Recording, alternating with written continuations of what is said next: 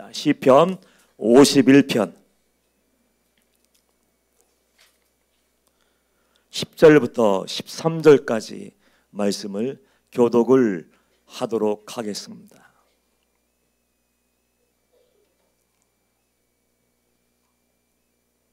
시편 51편 10절부터 13절 교독을 하도록 하겠습니다. 10절 하나님이여 내 속에 정한 마음을 창조하시고 내 안에 정직한 영을 새롭게 하소서.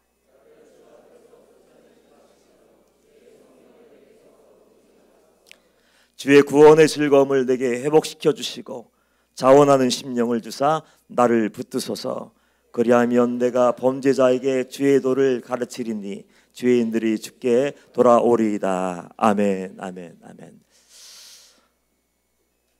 한성도님이 예배를 마친 후에 저에게 찾아오셨더라고요. 저에게 찾아오셔서 이런 얘기를 하시는 거예요. 목사님, 말씀이 들립니다. 영문도 없이 말씀이 들린다고 해서 예, 어떤 말씀이 들립니까? 했더니 목사님, 지금까지는 하나님의 말씀, 단위에서 선포된 그 회개의 말씀이 귀로 들려졌다는 거예요. 한 귀로 들려서 이쪽으로 빠져나가 버렸는데 오늘은 그 말씀이 여기로 들렸습니다. 그러면서 이제야 왜 회개의 말씀이 중요한지, 왜 십자가의 복음이 중요한지를 이제 알겠습니다. 감사합니다. 저는 이 시간 이 2부 예배에 나와 예배드리는 우리 성도님들도 마음의 귀, 영의 귀가 열리고 눈이 열리기를 축원합니다. 생명의 말씀이 들려줘야 돼요. 성결교회 부흥사였던 이성복 목사님의 전기를 읽어본 적이 있습니다.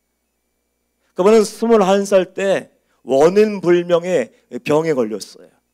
병원에 입원해서 이것저것 조사하면서 치료를 해야 되는데 원인을 알아야 치료를 하죠. 그래서 치료를 할 수 없어서 사경을 헤매는 동안에 깊은 생각을 했답니다. 인생이 뭔지, 자기를 돌아보는 시간을 갖다가 결론을 딱 내리고 예수를 믿게 되고 주님으로부터 강력한 소명을 체험하게 돼요. 너는 무너진 한국 재단을 일으켜야 된다. 회복시켜야 된다. 그래서 그분은 하나님께서 내게 주신 사명, 깨어지고 무너지고 빛과 소금의 사명을 감당하지 못해서 밖에 던지어서 밟혀버리고 정말 이 세상 사람들의 조롱거락이 된 이 세대에 그 교회를 회복하기 위해서 평생을 수고하고 헌신하셨어요. 소천하시기 열흘 전까지 그분은 단위에 올라가서 불같은 십자가의 복음, 회개의 복음을 증거하다가 하나님의 품에 안겼다고 이렇게 기록되어 있더라고요. 그 목사님이 말씀 도중에 이런 말씀을 하신 적이 있습니다. 아마 우리가 평소에 잘 들었던 말씀일 거예요. 저도 깜짝 놀랐습니다. 우리가 죄를 지어서 지옥에 가는 것이 아닙니다. 그분의 얘기예요. 우리가 죄를 지어서 지옥에 가는 것이 아니라 회개하지 않았기 때문에 우리가 지옥에 가는 것입니다. 제가 항상 하던 얘기더라고요. 박보영 목사님이 항상 하던 얘기라고요. 우리는 어쩔 수 없이 연약한 인간이에요. 완벽한 사람은 한 명도 존재하지 않습니다. 우리가 지옥에 가는 유일한 이유는 죄 때문이 아니라 회개하지 않은 죄가 남아있기 때문이에요.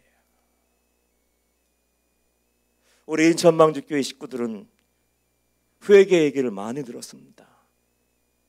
좁은 문, 좁은 길, 귀에 못이 박히도록. 아니 이제는 달달달 외우고 이 본문이 나오면 어떤 말씀이 증거되고 어떤 예화가 나오고 어떤 간증이 말씀이 선포될 것이다. 모든 것을 다 알고 있어요. 지식이 해박해졌어요. 머리가 아주 커졌어요. 그런데 질문 하나 할게요.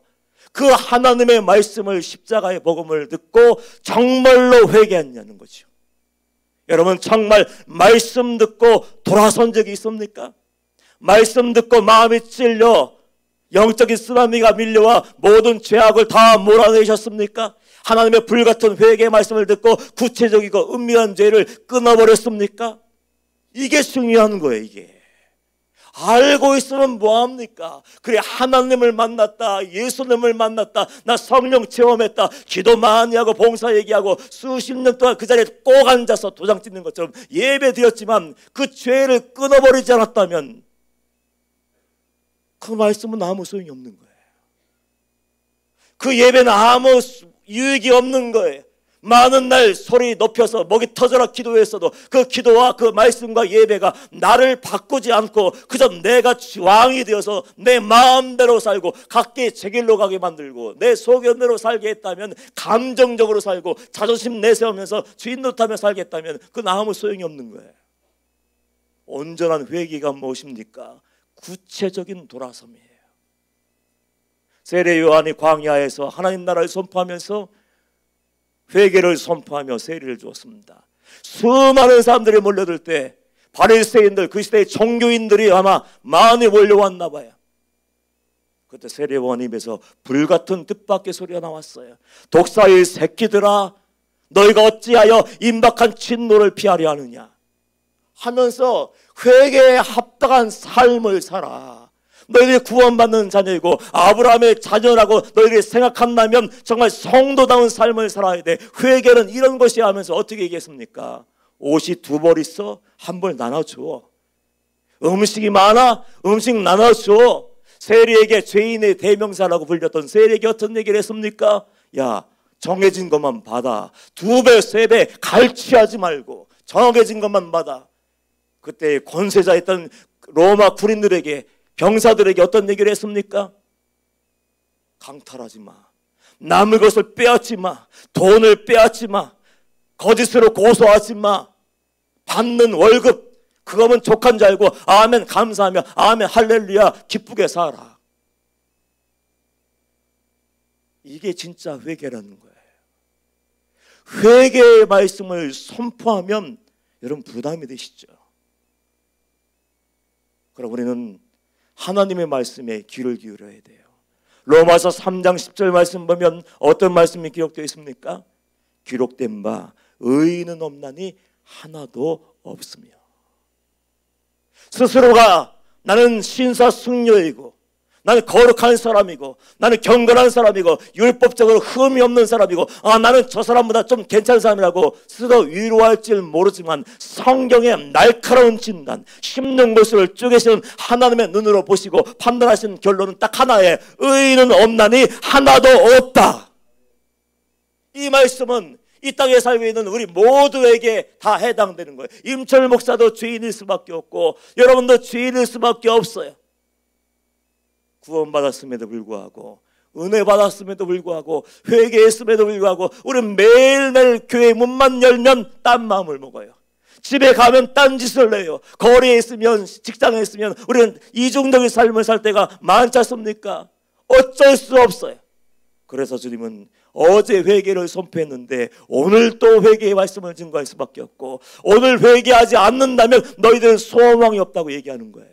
우리가 아침에 일어나면 매일매일 거울을 보며 세수부터 하지 않습니까? 양치질하는 것처럼 우리는 어쩔 수 없는 죄인이고 연약하기 때문에 은혜 받고 또 털어버리고 회개하고 또 동일한 죄에 그 자리에 가서 또 똑같은 죄를 저지르는 사람일 수밖에 없기 때문에 어떻게 해야 됩니까? 지혜롭게 반응해야 돼요. 말씀을 마음에 새겨놓고 하나님 오늘 하루 나도 모르게 지은 죄가 있다면 주님 앞에 나아가 무릎 꿇고 회개하며 주님이 십자가에서 흘려준 보혈로 내 영을 새롭게 하여 주옵소서. 내 영을 깨끗게 하여 주옵소서. 주여 나를 살려 주옵소서. 그런데 어떤 성도님은 이렇게 얘기하더라고요. 나는 큰 죄를 짓지 않았습니다. 누구처럼 법적으로 도덕적으로 윤리적으로 문제를 일으키지 않았습니다. 그건 사람의 생각이에요. 법적으로 법망을 겸허히 피해가더라고요. 서울대 나오면 뭐합니까? 법을 공부하면 뭐합니까? 죄를 짓고 빠져나가려고 공부를 했는데 다 빠져나가더라고요. 머리들이 얼마나 좋은지 몰라요.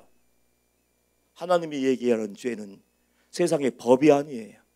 사람이 만들어온 윤리와 도덕이 아니에요. 하나님의 선명한 기준 앞에 우리가 서 있어야 그 법에 적용이 돼야 우리가 회개하고 용서받고 구원받을 수 있는 줄 믿습니다. 아무리 나는 의롭다고 얘기해도 하나님의 이렇게 말씀하시면 우리 죄이고 성경이 얘기하면 죄일 수밖에 없는 거예요. 주님이 어떤 말씀하셨습니까? 실망스러운 말씀을 하셨죠. 구체적으로 너희가 몸으로 죄를 짓지 않았지만 마음으로 지은 죄, 생각으로 지은 죄, 아무렇지도 않게 생각 없이 입으로 뱉어내는 한마디 말, 그 말 한마디 때문에 너희들은 심판을 받게 되고 지옥의 형벌에 던져지게 된다. 그렇게 얘기를 하셨어요. 회개의 선포는 하나님과의 관계 회복을 위해서, 하나님이 이미 용서하기로 결정하셨기 때문에 우리를 용서하시고 하나님의 자녀로 품어주시려고 하는데, 사람들이 법을 들먹이며 안 들켰다고 안심하며 도덕을 내세우며 윤리적으로 얘기하며 죄인이 아니라고 얘기하는 거예요. 왜 회개하지 못합니까? 몰라서 그래요. 자기의 영적인 상태를 알면은 정말 뒤집어질 수밖에 없는데, 자기가 뭘 하고 있는지 아무도 모르고 있는 거예요. 하나님의 자기를 어떻게 생각하고 있는지 모르니까 자기는 고개를 뻣뻣이 세우고 나는 괜찮아요 그러고 있는 거예요. 안심하고 있는 거예요. 구원받은 줄 알고 착각하고 있는 거예요. 누가복음 18장에 보면은 바리새인과 세리의 기도가 있습니다. 바리새인은 믿음 좋은 사람, 신령한 사람의 대명사예요. 스스로 사람들의 박수만 받고 사람들의 인정받기만 원하는 사람, 외식하는 사람, 연기하는 사람의 대명사 아닙니까? 스스로 믿음 좋다는 사람이 거들먹거리며 성전에 들어왔어요. 맨 앞에까지 나와서 두 손을 딱 들고 기도하기 시작하는데 어떻게 기도합니까? 하나님이여, 나는 불의하지 않습니다. 나는 토색하지 않았습니다. 나는 간음하지 않았습니다. 그러면서 쓱 흘끔 뒤를 보면서 나는 저 구석쟁이에 앉아서 고개를 들지 못하는 세리와 같지 않음을 감사하나이다. 이 기도의 핵심이 뭐예요? 나는 의인이야. 나는 죄인이 아니고 나는 구원받은 하나님의 백성이고, 저 사람 저놈은 정말 못된 인간이고, 저 인간은 나쁜 사람이고, 저 사람은 정말 여기 들어와서 안 되는 사람이야. 그러고 판단하고 있는 거예요. 반면에 세리는 어떻게 기도합니까? 고개를 못 들어요.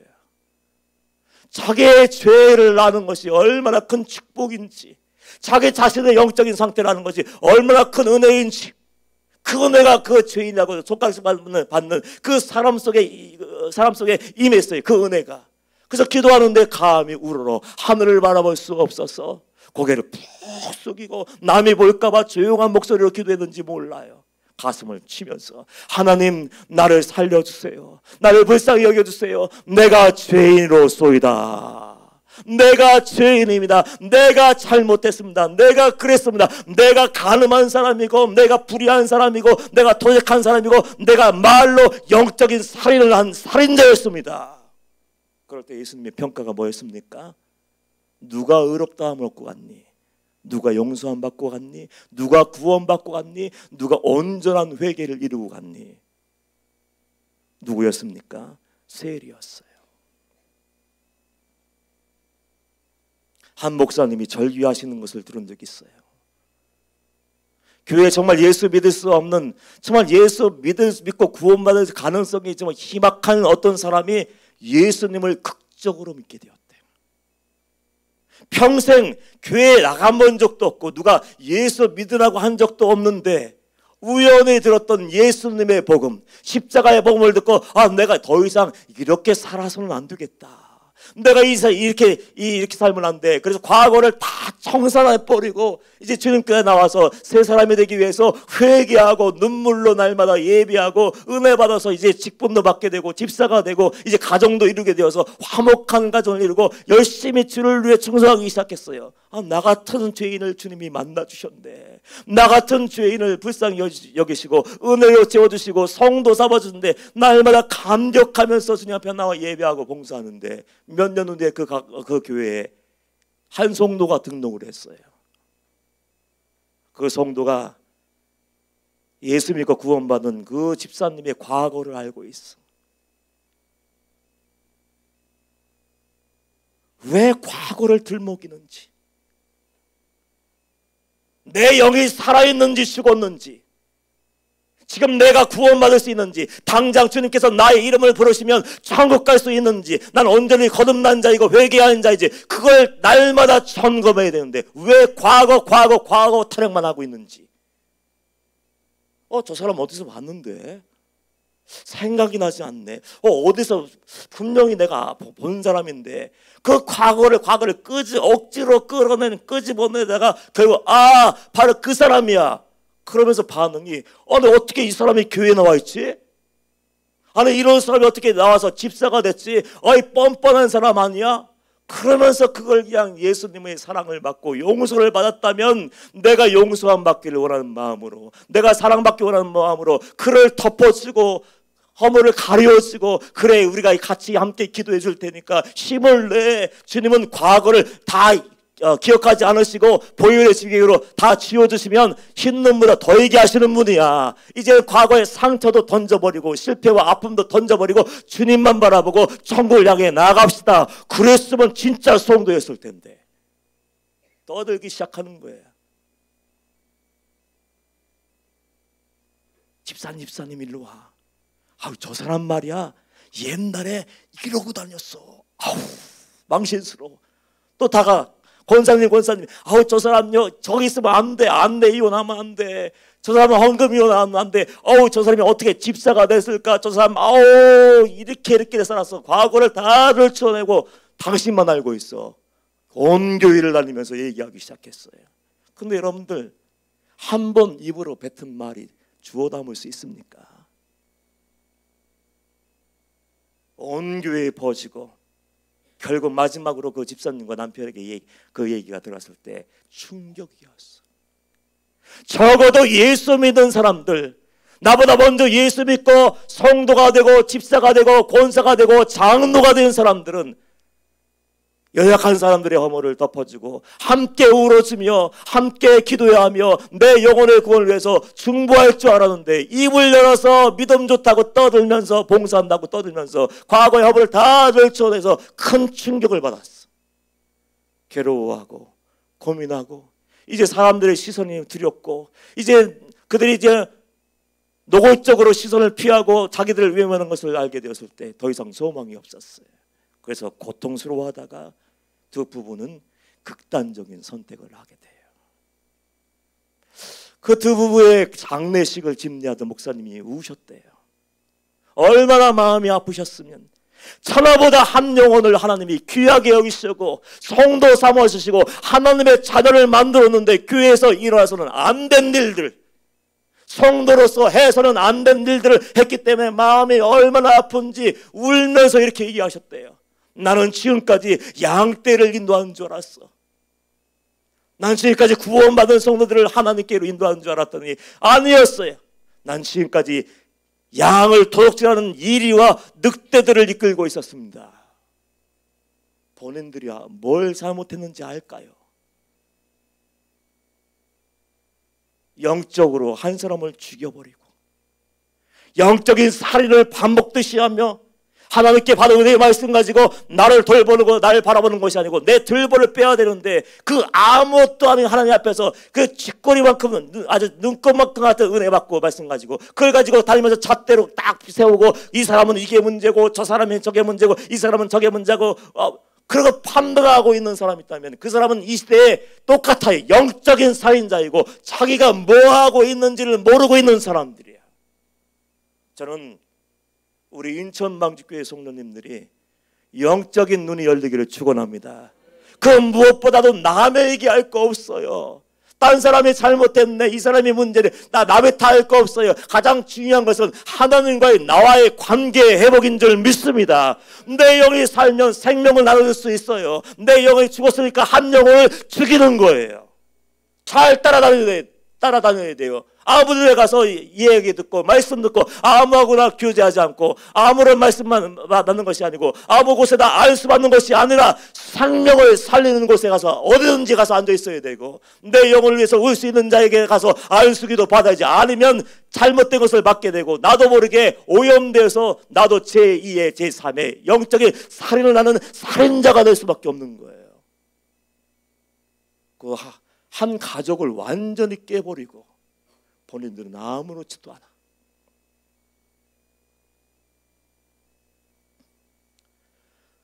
왜 회개하지 못할까 사람들이? 왜 예배당에 나와서 하나님의 말씀을 들으면서 왜 죄에 대한 자각이 없을까?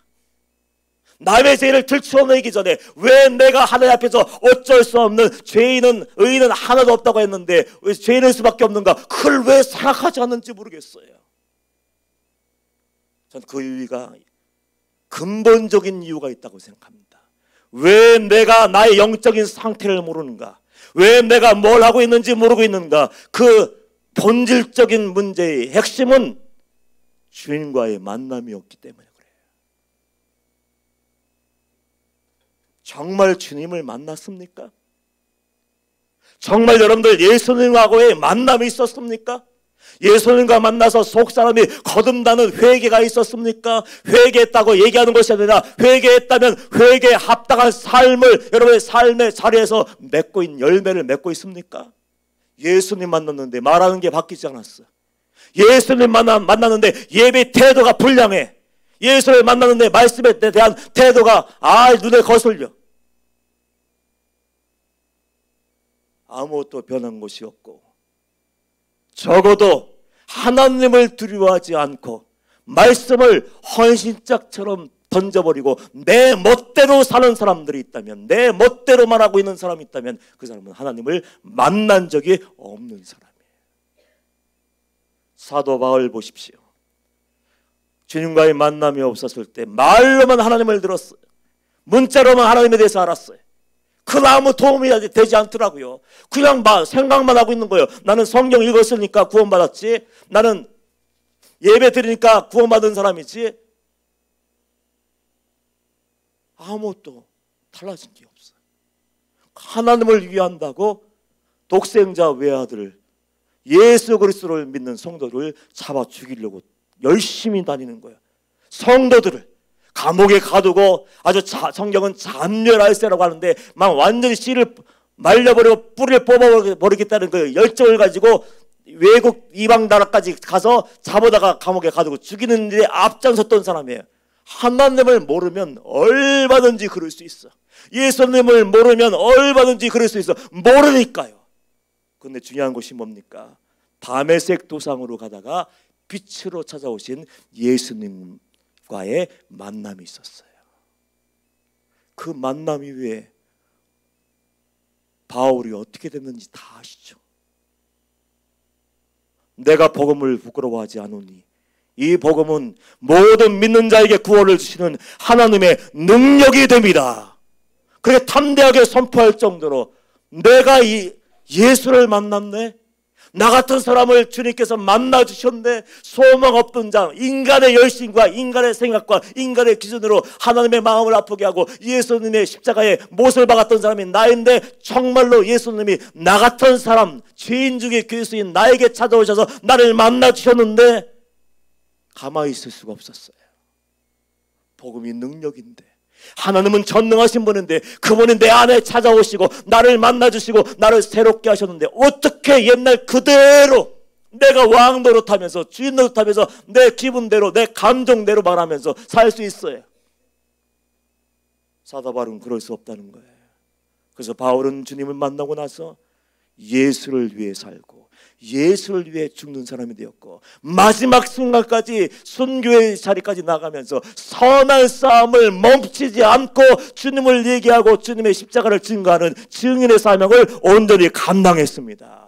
주님을 알아야지 그분의 눈으로 내가 어떤 주인, 어떤 영적이고 어떤 상태인지 알게 되는 거예요. 말씀을 읽든지 기도하든지 찬양하든지 그 부딪힘이 있고 깨어짐이 있어야 영적인 대각성이 일어나야 내가 영적으로 어떤 사람인지를 알게 되는데, 만난 적이 있나, 말씀에 부딪힌 적이 있나, 기도를 정말 제대로 했다면 하나님을 만나고 하나님의 마음을 알 텐데 내 이기적인 욕심만을 구하니까 몰라요. 내 영은 모르고 쓸데없는 죽은 시체 같은 존재 위에 썩어질 세상 부귀영화를 얹어달라고 헛되는 기도만 하고 있는 거예요.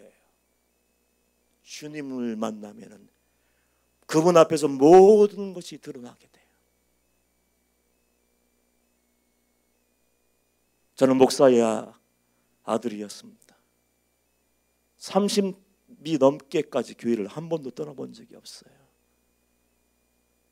자동적으로 모태신앙, 뱃속에서부터 예배를 다니고 내 의지와 관계없이 교회에 다니고 내 뜻과 관계없이 가서 그 교사하면 교사하고 성가대하면 성가대하고 시키는 대로 다 하고, 그리고 신학교에도 갔어요.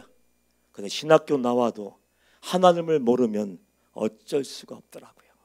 신학은 사람을 구원할 수 없더라고요. 하나님과의 만남이 있어야 되고, 부딪힘이 있어야 되고, 깨어짐이 있어야 되고, 내가 어떤 자인지를 깨닫지 못하면 신앙의 발걸음은 온전하게 한 걸음도 내딜 수 없다는 것을 그때 알았어요. 하나님이 저를 불쌍히 여기셨는지 하나님 없이 목회할 수 있더라고요. 예수님 안 만나고도 목회할 수 있더라고요. 얼마든지 은혜의 말씀을 전할 수 있고, 논리적으로 기가 막힌 말씀을 전할 수 있더라고요. 때로는 감동도 주고 눈물을 쥐어짤 정도의 그 자극적인 간증도 할 수 있더라고요. 그러나 아무 소용이 없었어요. 내가 예수가 없고 내 안에 생명이 없는데 그 누구를 살려낼 수가 있어? 내 안에 성령이 없는데 그 어떤 누구를 살려낼 수 있겠냐고요. 어느 날 목회를 그만둘 수밖에 없는 상황이 생겼어요. 교회에서 쫓겨나게 되었어요. 저는 성도들이 저를 사랑하는 줄 알았어요. 참 무디어. 목사님 사랑합니다, 은혜 받았습니다, 그런 줄 알았는데 뒤에서 서명 도장을 받고 다니더라고. 장로님 한 분이. 성도들은 영분도 모르고 장로님이 찍으라니까 찍은 거예요. 나중에 그것이 드러나게 돼서 나중에 알게 되는데 제 마음이 깨지는 거예요. 나는 못해, 이런 사람 가지고. 내 마음이 무너져서 나 목회 그만둬야겠다. 이제는 나는 더 이상 그 사람들 얼굴 못 보겠다. 이중적인 삶을 사는 사람들, 태도를 가지고 있는 사람들, 이중적인 말을 하는 사람들 가지고 데리고 어떻게 내가 목회를 하고, 내가 목회한다고 해도 이 사람들이 따라오겠냐고요. 스스로 그만두기로 결정하고 아무에게도 얘기하지 않았어. 아버님에게도 얘기하지 않고, 아내에게도 얘기하지 않고, 박보영 목사님에게도 얘기하지 않고, 그냥 그만둬야지 결정 내리고, 예의상 우리 박보영 목사님이 멘토였으니까 한 번 만나고 이제 그만둬야겠다. 이제 세상으로 나가서 내가 하고 싶은 대로 살아야지. 결정을 내리고 목사님 만나러 이제 기도원에 갔어요. 천안에 있는 모 기도원에 갔는데, 가면서부터 생각이 예배 안 드리고 싶으니까, 얼굴만 보고 올 거니까 예배 시간 오전에 10시, 오후 저녁 7시, 가장 좋은 시간에 어딜까? 식사하고 한 2시쯤이면 아마 한가할 거야. 나름대로 계산을 다 하고 목사님께 연락도 안 하고 얼굴 한번 보고 안녕히 계세요 하고 올라오는지 도망오려고 결정하고 올라갔어요. 이게 웬일입니까? 목사님이 2시에 주차장에 서 있는 거예요. 성경책을 다 끼고 서 있는 거예요. 아니, 이 시간에 2시에 주차장에 나와 있어. 성경책을 끼고 있네. 뭔가 불길한 조짐이. 그래서 얼른 가서 인사하고 꾸박하고 돌아서려고 하고서 막 들어가서 안 하고 있는데 얘기하지 말래요. 나중에 그러시더라고. 올 줄 알았다고. 얘기하지 마, 지금은. 예배 시간이 2시니까 예배 드리고 얘기하자고. 그 끌려 들어갔어요. 도살장에 끌려가는 어린 양처럼. 억지로 끌려가서 맨 뒤에 앉아있고 예배는 드리고, 목사님은 막 뭐라고 얘기하는데 들리나요? 빨리 좀 끝내라. 빨리 좀 끝내라. 빨리 좀 끝났으면 좋겠다.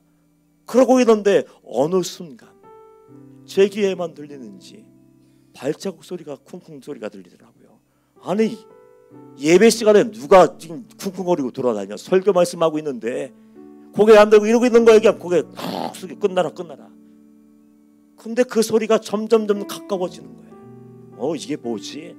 어느 순간 봤는데 그 예배 시간에 누가 내 앞에 딱 서 있더라고요. 이게 뭐야 하고 딱 들었는데 다른 건 기억이 안 나요. 눈과 눈이 마주쳤어. 그 순간 모든 것이 드러나더군요. 내 안에 있는 모든 죄, 그리고 주님이시다. 본능적으로 주님이시다. 그런 순간 눈물샘이 터져버리고, 내 안에 나는 괜찮은 사람이고, 나는 목사이고, 장로님이 문제이고, 성도가 문제이고, 두당 찢는 사람이 문제이고, 그 사람들이 상처받아서 난 목회 안 할 거야 생각을 했는데, 내가 죄인이더라고요. 내가 예배 시간에 꼬꾸러졌어. 떼굴떼굴 굴르면서 얼마나 울었는지. 절제를 하고 싶은데 절제가 안 돼. 창피하잖아요. 부끄러운데 입에서 소리가 안 나왔으면 좋겠는데 꺼이꺼이 하면서 왜 이렇게 그런 괴성이 내 입에서 나오는지.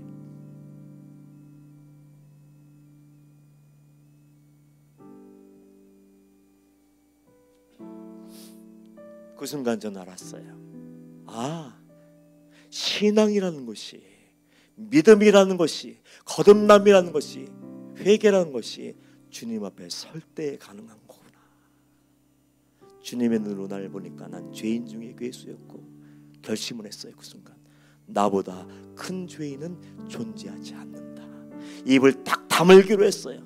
때론 실수도 해요. 그러나 그럼에도 불구하고 그래, 나보다 더 큰 죄인은 없지, 나 같은 죄인이 용서받았지, 기다려주고 또 기다리고 또 기다려줘야지, 그 마음 가지고 버티면서 싸우면서 살려고 지금까지 애를 쓰고 있어요. 그 후에 저는 결론을 내었습니다. 사람들이 왜 거듭나지 않았을까? 왜 회개했다고 하면서 왜 회개에 합당한 열매를 맺지 않는가? 왜 주여 주여 부르며 그 자리를 떠나지 않고 예배하면서 성도다운 삶을 살지 못하며 예수의 향기가 되어서, 예수의 편지가 되어서 복음의 역사를 이루어야 되는데 왜 낯을 잃어버리는 소금처럼 밖에 던져 버려지고 밟혀버리고 그 말로 표현할 수 없는 그 수모를 당하고 있는가? 만남이 없기 때문에 그래요. 주님 앞에 설 때 내가 죄인임을 알게 되고, 말씀 앞에 서서 말씀을 정말로 은혜로 받아들이고 깨어지고 부딪힘이 있을 때 심령이 깨어지고, 깨어진 심령은 하나님 앞에서 온전한 회개를 이루게 되고, 온전한 회개를 이루게 되면 하나님의 영광이 여러분에게 찾아올 줄 믿습니다. 그러면 두려움도 사라져요, 염려도 사라져요, 죄책감도 사라져요, 회복의 은혜가 임할 줄 믿습니다. 저는 오늘 본문 말씀은 자세하게 설명 안 하기로 결정한 사람이에요. 잘 알고, 너무나도 잘 알고 있는 얘기잖아요. 시편 51편은 다윗이 밥새발을 취하고 완전 범죄를 꿈꾸려고 했어요. 왕이니까 다 덮어버려라, 얘기하면 다 죽여버릴 거야. 그랬는지 그 누구도 얘기하지 않고 다윗은 모든 것을 다 정리하고 안심하고 있을 때, 그러나 사람은 모른다고 생각했는데 누구나 아셨어요? 하나님은 알잖아요. 그 하나님이 아시니까, 스스로 회개하지 못하니까 하나님이 나단 선지자를 보내어서 비유의 말씀을 하시는 거예요. 부자와 가난한 사람이 있었는데 부자는 양이 많아요. 근데 가난한 암양 새끼 하나를 가지고 있어서 늘 자식을 돌보듯이 품고 사랑해주며 그렇게 하고 있었는데, 그 부자가 어느 날 손님이 왔다고 가난한 사람의 양 새끼 하나밖에 없는데, 암양 새끼 하나밖에 없는데 그 한 마리를 쫙 뺏어다가 잡았어요. 다윗이 분노합니다. 그런 놈이 어디 있냐고. 하나님께 벌을 몇 배나 받았으면 좋겠다고 막 분노하고 있을 때 나단이 딱 한마디 합니다. 날카로운 심령을 쪼개는 말씀의 검이죠. 바로 당신이 바로 그 사람입니다.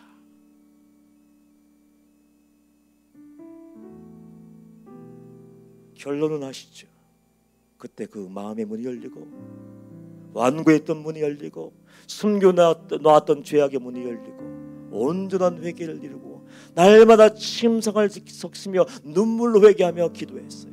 하나님이여, 내 속에 정한 마음을 창조하시고 내 안에 정직한 영을 새롭게 하옵소서. 나를 주님 앞에서 쫓아내지 마시고 주의 성령을 내게서 거두지 마옵소서.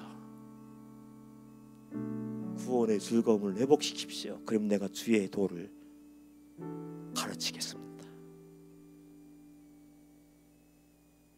그럴 죄를 진 죄인이었지만은 회개함으로 하나님 마음에 합한 자의 자리에 다시 설 수가 있었어요. 이성모 목사님이 뭐라고 하셨다고요?